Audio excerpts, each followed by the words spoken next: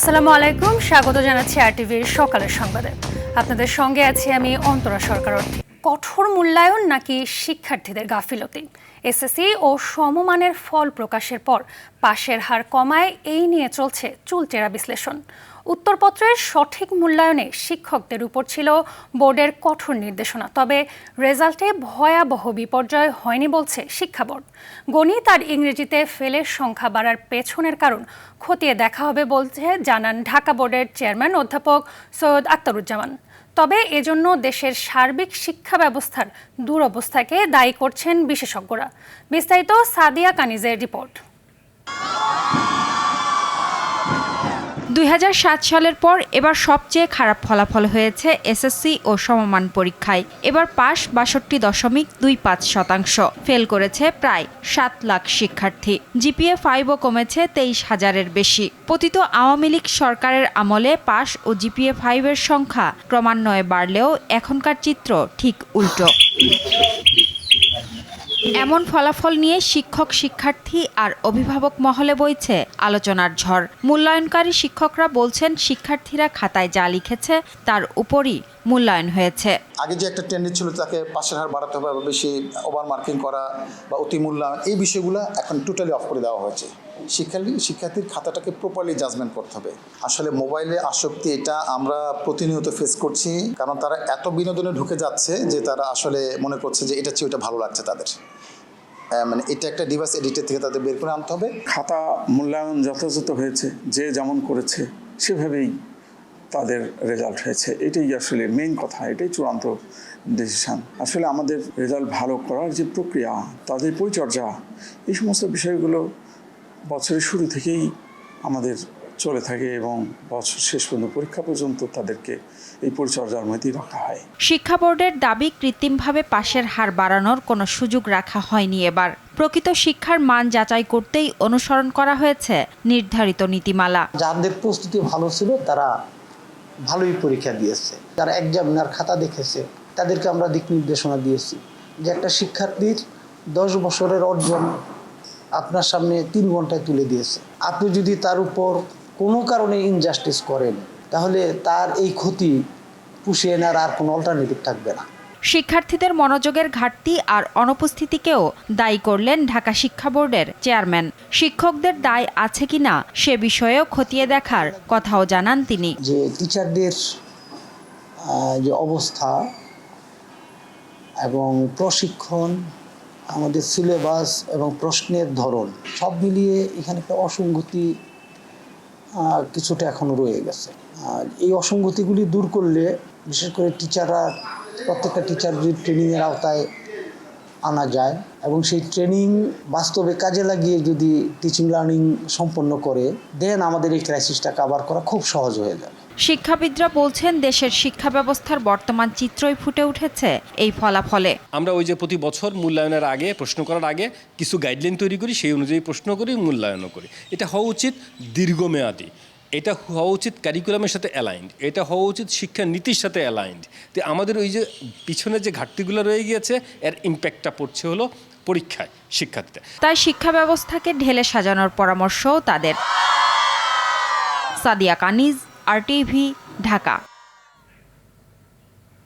ঝুঁকির মধ্যেই শিক্ষা কার্যক্রম চলছে কুড়িগ্রামের উলিপুরের বামনাছড়া সরকারি প্রাথমিক বিদ্যালয়ে। দীর্ঘদিন ধরে নতুন ভবনের দাবি জানানো হলেও মেলেনি কার্যকর উদ্যোগ। ফলে বাধ্য হয়ে বিদ্যালয়ের 213 শিক্ষার্থীর অধিকাংশই পাঠ নিতে হচ্ছে খোলা বারান্দায়। কুড়িগ্রাম থেকে আসাদুজ্জামান আসাদের প্রতিবেদনে আরও জানাচ্ছেন লামিয়া তানজিম মাহমুদ। পরিত্যক্ত ঘোষণা করা একতলা ভবনটির খোলা বারান্দায় চলছে শিশুদের পড়াশোনা। ভবনের ভেতরে ছাদের পলেস্তারা খসে বের হয়ে এসেছে রড, কোথাও ফাটল ধরেছে দেয়ালে। একটি কক্ষে একসঙ্গে পাঠদান চলে কয়েকটি শ্রেণীর, বাকিদের পাঠদান চলে বারান্দায়। তবে গরম, বৃষ্টি ও বাইরের শব্দের কারণে ব্যাহত হচ্ছে পাঠদান। পাঠের মনোযোগ কমে যাওয়ার পাশাপাশি অসুস্থ হয়ে পড়েছে অনেক শিক্ষার্থী, কমে আসছে উপস্থিতি। শিক্ষণ ঘাটতির পাশাপাশি শিক্ষার্থীদের বিদ্যালয়ে পাঠাতে আগ্রহ হারাচ্ছেন অভিভাবকগণ। বারান্দায় ক্লাস করতে আমাদের খুব কষ্ট হয়। আমরা এই ভবনে ক্লাস করতেছি, আমাদের অনেক ভয় লাগে। এত দীর্ঘ সময়ের বিদ্যালয় হওয়ার পরেও এখানে আধুনিক মানের ভবন তো নাই, নেই। প্রয়োজনীয় যে ভবনের ব্যবস্থা হবে সেটাও খুবই খারাপ অবস্থার মধ্যে আছে। আমাদের ক্লাসরুম থাকলে আরো ভালোভাবে ওদের ক্লাস নিতে পারতাম, আর ওরাও ভালোভাবে এগিয়ে যেতে পারতো। আমাদের 7টা ক্লাস এবং অফিস রুম এবং একটা স্টোর রুম সহ চিন্তা ভাবনা করে নতুন ভবনগুলো ডিজাইন করে। অনেক কষ্ট করে ডিভাইডেড করে কোনো রকমে আমরা পাঠদান কার্যক্রম চালাচ্ছি। ইতোমধ্যে উপজেলা শিক্ষা অফিসারের সঙ্গে এ ব্যাপারে কথা হয়েছে এবং পুনর্নির্মাণ তালিকায় বিদ্যালয়টি আছে বলে জানান এই শিক্ষা কর্মকর্তা। ইতিমধ্যে উপজেলা শিক্ষা অফিসারের সঙ্গে এ ব্যাপারে কথা হয়েছে, পুনর্নির্মাণ তালিকায় এই বিদ্যালয়টি আছে, যাতে এগুলো দ্রুত মেরামত পুনর্নির্মাণ কার্যক্রম শুরু হয়। পুনর্নির্মাণ তালিকার দোহাই আর আমলাতান্ত্রিক লাল ফিতার দৌড়াতে যেন অনিশ্চয়তা না থাকে 213 শিক্ষার্থীর ভবিষ্যৎ নিশ্চয়তা চাইছেন ভুক্তভোগী অভিভাবক ও কুড়িগ্রামবাসী। লামিয়া তানজির মাহমুদ, RTV। সাভারের দক্ষিণ শ্যামপুরে একটি 3তলা ভবন থেকে 14টি শক্তিশালী পাইপ বোমা ও বোমা তৈরির সরঞ্জাম জব্দ করা হয়েছে। এ ঘটনায় আরিফ হোসেন নামে একজনকে আটক করা হয়েছে। তাকে নিয়ে মঙ্গলবার দিবাগত রাত পর্যন্ত অভিযান চালিয়েছে আইনশৃঙ্খলা রক্ষাকারী বাহিনী। এর আগে মঙ্গলবার সন্ধ্যা থেকে বোম ডিসপোজাল ইউনিটকে সঙ্গে নিয়ে জেলার হেমায়তপুরের এ ভবনটি ঘিরে রাখে সিটিটিসি ও স্থানীয় পুলিশ।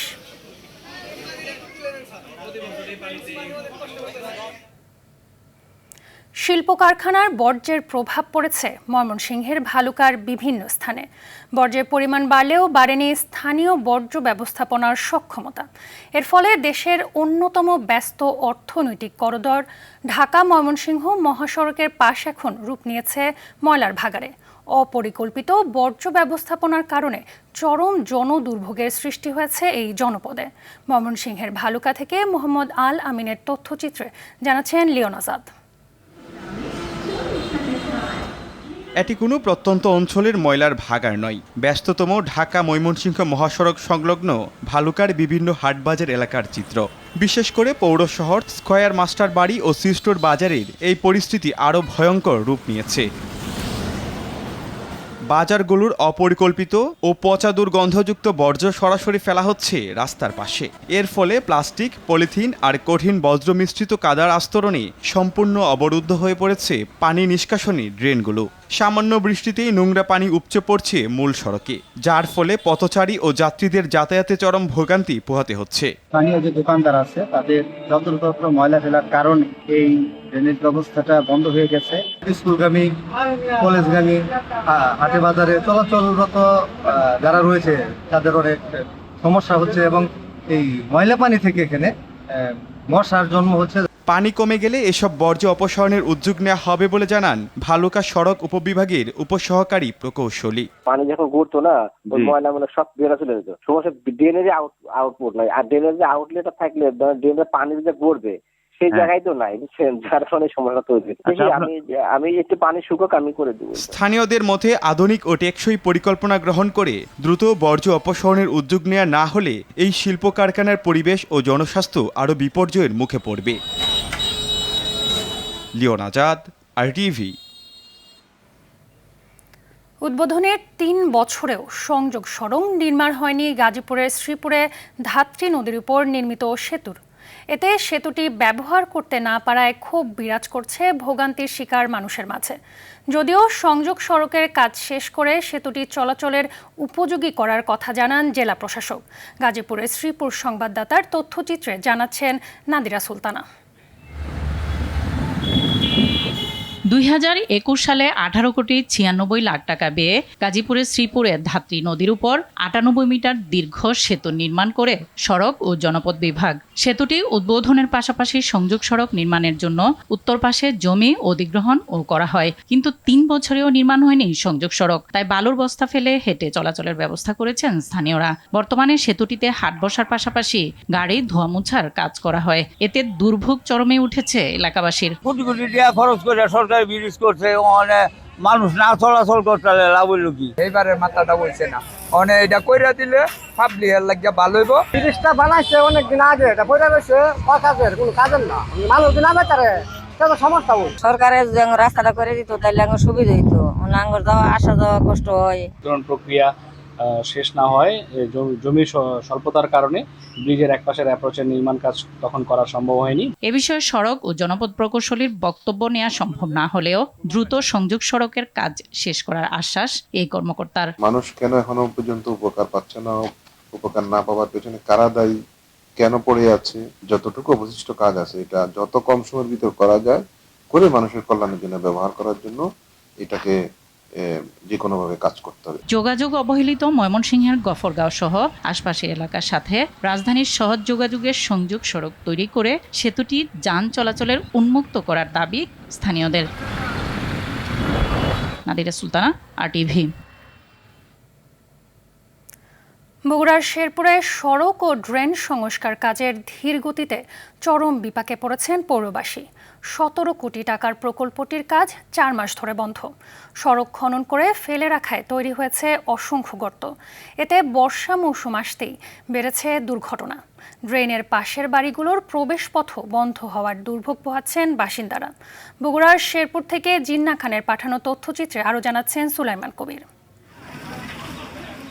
বগুড়া শেরপুর পৌরসভার উন্নয়নের অংশ হিসেবে ব্যস্ততম এ সড়ক ও ড্রেন সংস্কার প্রকল্প হাতে নেয় LGED।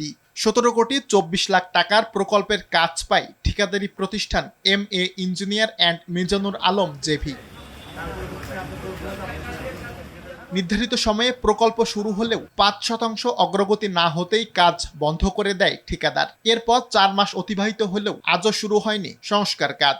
সড়কটি খুঁড়ে রাখায় অল্প বৃষ্টিতেই বর্তমানে সৃষ্টি হচ্ছে জলাবদ্ধতা। এছাড়া দুপাশে থানা, ভূমি অফিস, হাসপাতাল সহ বিভিন্ন গুরুত্বপূর্ণ প্রতিষ্ঠান থাকায় সেবা নিতে বিপাকে পড়ছেন স্থানীয়রা। এই রাস্তাটা আজ কতদিন হলে এভাবে কাজ বন্ধ রাখছে, গাড়ি সহ বিভিন্ন লোকজন যাতায়াত করার সময় ড্রেনের ভিতরে পড়ে যায়। কাজের ধীর গতির জন্য ব্যবসা বাণিজ্যের ব্যাপক ক্ষতি হচ্ছে। এর আগে ইঞ্জিনিয়ার সাহেব এসে বললো যে অতি তাড়াতাড়ি কাজটা করে, এখন পর্যন্ত কাজগুলো হচ্ছে না। এ বিষয়ে অভিযুক্ত ঠিকাদার মিজানুরের মুঠোফোনে একাধিকবার যোগাযোগের চেষ্টা করা হলেও তাকে পাওয়া যায়নি। জনদুর্ভোগ নিরসনে ঠিকাদারের মাধ্যমে দ্রুত সংস্কার কাজ আবার শুরুর কথা জানিয়েছে পৌর কর্তৃপক্ষ। হাজুপুরের যে রাস্তাটা ঠিকাদার দীর্ঘদিন খুঁড়ে রাখছে এটা বাস্তব, সেখানে জনগণের দুর্ভোগ সৃষ্টি হচ্ছে। আমরা ঠিকাদারকে এ ব্যাপারে তাগাদাপত্র দিয়েছি, ঠিকাদাররা আমাদেরকে আশ্বস্ত করছে খুব শীঘ্রই তারা কাজ করবে। আমরা চেষ্টা করছি যে ঠিকাদাররা যেন ঠিকমতো কাজ করে এবং আমাদের মাননীয় জাতীয় সংসদ সদস্য উনি নিজেও বিষয়টি নিয়ে কাজ করছেন যেন ঠিকাদাররা যথাসময়ে কাজটি সম্পন্ন করে। সঠিক তদারকির মাধ্যমে গলার কাটা হয়ে ওঠা প্রকল্পটি দ্রুত শেষ করবে সংশ্লিষ্ট দপ্তর, এমনটাই প্রত্যাশা পৌরবাসীর। সুলাইমান কবির, RTV। ৭১কে মুছে দিতে চেষ্টা করছে একটি রাজনৈতিক দল। পলাতক ফ্যাসিবাদকে খুশি করতেই দলটি এ কাজ করছে কিনা এমন প্রশ্ন রাখেন প্রধানমন্ত্রী তারেক রহমানের রাজনৈতিক উপদেষ্টা রুহুল কবির রিজভী। ঢাকা মহানগর উত্তর বিএনপির আয়োজনে আরাফাত রহমান কোকোর ৫৭তম জন্মবার্ষিকীতে তার সমাধিতে পুষ্পস্তবক অর্পণ, দোয়া, মোনাজাত শেষে এসব কথা বলেন তিনি। বলেন ৭১কে মনে প্রাণে ধারণ করে বিএনপি। ৭১, ৮৬, ৯০ সব আন্দোলনে একটি রাজনৈতিক দল দেশের মানুষের সঙ্গে শত্রুতা করেছে। দলটি এককভাবে জুলাইয়ের কৃতিত্ব নিতে চায় বলেও অভিযোগ করেন রুহুল কবির রিজভী।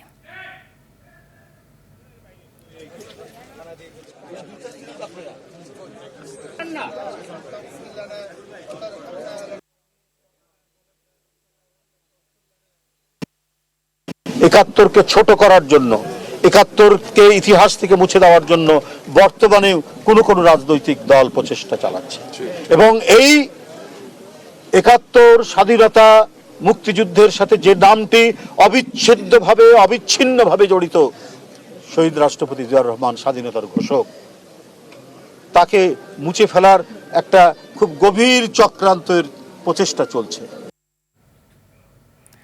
বাবা ছিলেন দেশের রাষ্ট্রপতি আর শীর্ষ রাজনৈতিক সংগঠনের প্রতিষ্ঠাতা এবং মা প্রধানমন্ত্রী। তারপরও রাজনীতির মাঠ নয়, পরিচয়টা তৈরি হয়েছিল ক্রিকেটের মাঠে। খেলাই ছিল আগ্রহের জায়গা, ক্রিকেটারদের কাছে ছিলেন আপনজন। বর্তমান প্রধানমন্ত্রী তারেক রহমানের ছোট ভাই বাংলাদেশ ক্রিকেটের অন্যতম সফল সেই সংগঠক মরহুম আরাফাত রহমান কোকো, আজ যার ৫৭তম জন্মদিন। সমকর্মী আর তখনকার ক্রিকেটদের স্মৃতিতে কেমন ছিলেন কোকো, দেশের ক্রিকেটে কী অবদান তার, সেসব নিয়ে আতিকুল ইসলাম শাকিলের রিপোর্ট। ক্যামেরায় ছিলেন হুমায়ুন কবির। উত্তরাধিকার সূত্রে রাজনৈতিক পরিচয় থাকলেও কোকো বেছে নিয়েছিলেন অন্য এক জগৎ, ক্রিকেট। খেলাধুলার প্রতিই ছিল তার বেশি আগ্রহ। ক্রিকেট আঙ্গনে কোনো রাজনৈতিক পরিচয় নয়, বরং পরিচিত হতে চেয়েছেন একজন সংগঠক হিসেবে।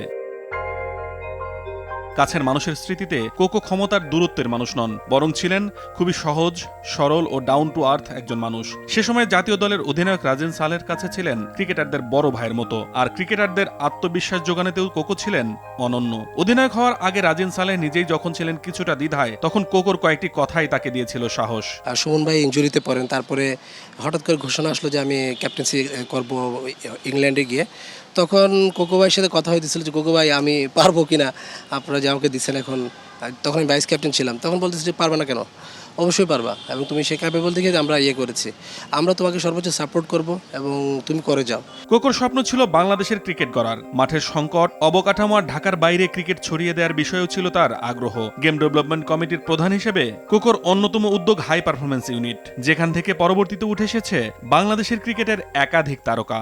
ওই উদ্যোগটা যদি না নিতেন উনি, তো ওই তৃণমূল থেকে যে প্লেয়ারগুলো বের হতো না আজকে। সাকিব আল হাসান কোথা থেকে আসছে? জিরি থেকে আসছেন। সাকিব আল হাসান বলেন, তাবিমরা বলেন। উনি ক্রিকেট ডিপ্লোমেসিতে এত ভালো ছিলেন যে ক্রিকেট অস্ট্রেলিয়া আমাদেরকে সহায়তার হাত বাড়িয়ে দিয়েছিল।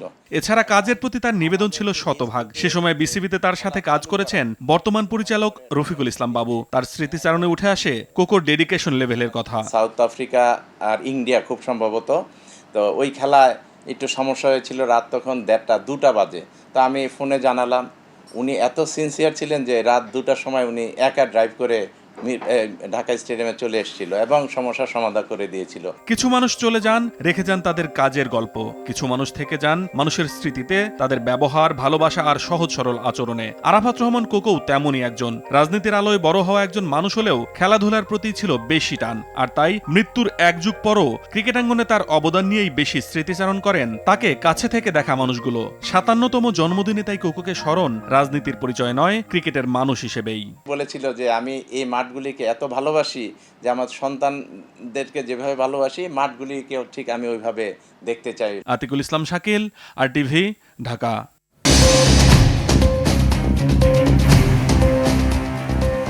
সকালের সংবাদ এ পর্যন্তই। মধ্যাহ্নের সংবাদ দুপুর 12টায় দেখার আমন্ত্রণ রইল। ধন্যবাদ সবাইকে।